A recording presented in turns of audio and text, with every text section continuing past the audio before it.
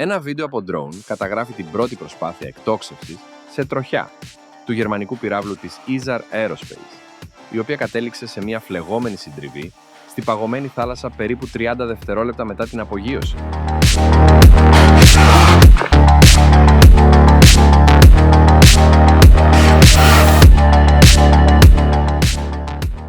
Η πρώτη ρουκέτα Spectrum της γερμανικής εταιρείας απογειώθηκε το πρωί της Κυριακής 30 Μαρτίου από το Andoya Spaceport στη Βόρεια Νορβηγία, σημειώνοντας την πρώτη εκτόξευση σε τροχιά από ευρωπαϊκό έδαφος.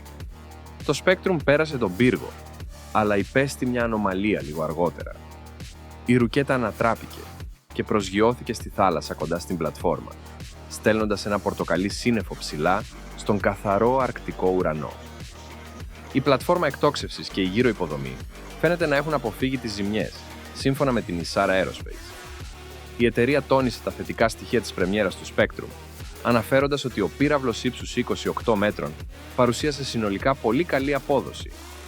Ο διευθύνων σύμβουλος και συνιδρυτής της Isar Aerospace, Daniel Metzler, δήλωσε ότι η πρώτη δοκιμαστική πτήση πληρούσε όλες τις προσδοκίες, επιτυγχάνοντας μια σπουδαία επίδοση.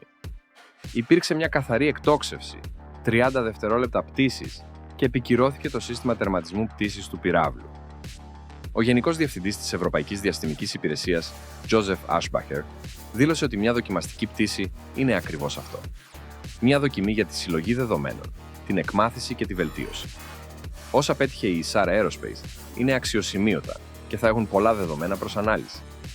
Ο Aschbacher επένεσε επίσης τις ομάδες για την πρόοδό τους μέχρι εδώ και είναι πεπισμένος ότι σύντομα θα δούμε το επόμενο Spectrum στην πλατφόρμα εκτόξευσης, έτοιμο για την εκτόξευση της δοκιμαστικής πτήσης 2.